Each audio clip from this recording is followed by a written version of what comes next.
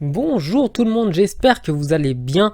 Avec le départ au moment où je tourne la vidéo de Kouassi, j'ai eu l'idée de faire une vidéo sur les joueurs qui sont partis du Paris Saint-Germain et la manière à laquelle le PSG est incapable de garder ses jeunes joueurs.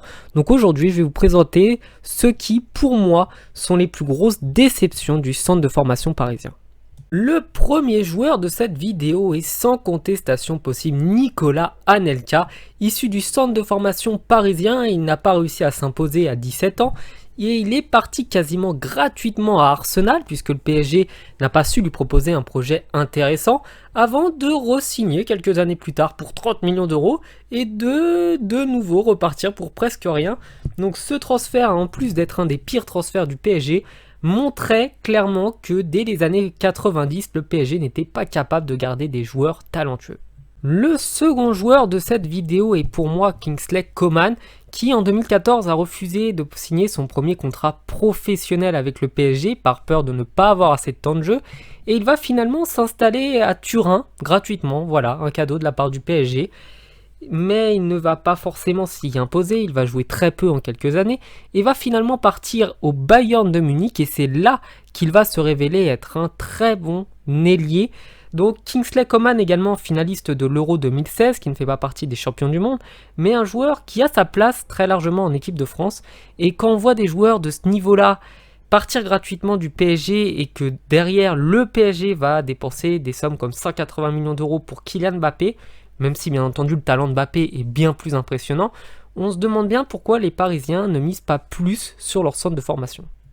Un gardien, cette fois-ci dans cette vidéo, il s'agit pour moi de Mike Maignan, qui s'est avéré être un des meilleurs gardiens à l'époque où justement il avait été transféré au LOSC pour laisser du temps de jeu à Alphonse Areola.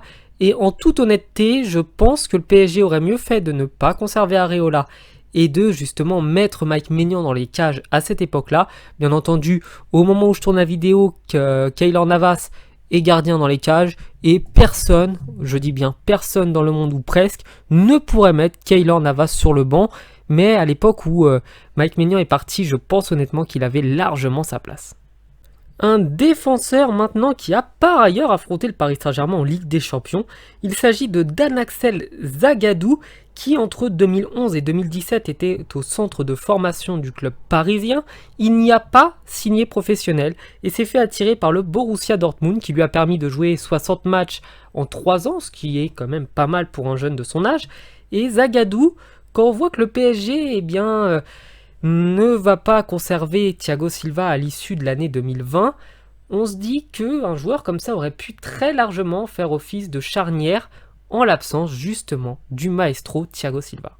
Un autre attaquant, la personne d'Hudson Edouard, alors tout simplement le PSG en 2 ans, entre 2016 et 2018, ne lui a pas du tout proposé la moindre seconde de temps de jeu, alors qu'il avait pourtant été formé pendant 5 ans au club.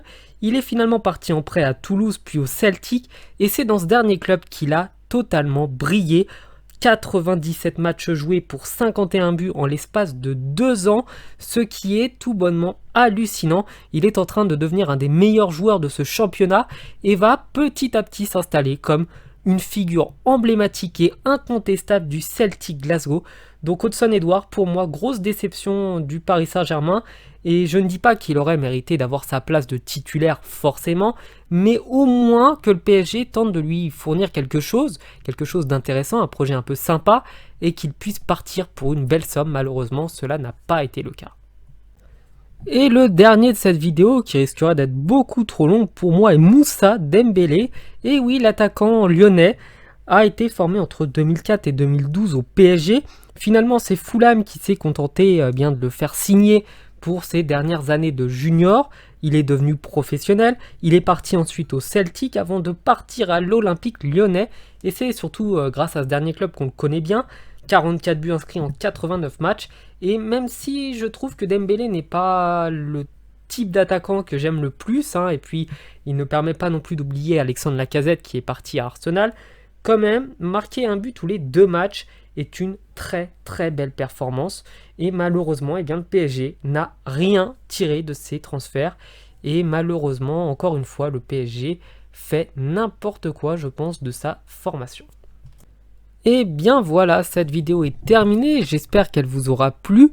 Je vous invite, comme d'habitude, à vous abonner si ça vous a plu ou à me le dire également dans les commentaires, je crois que c'est encore mieux.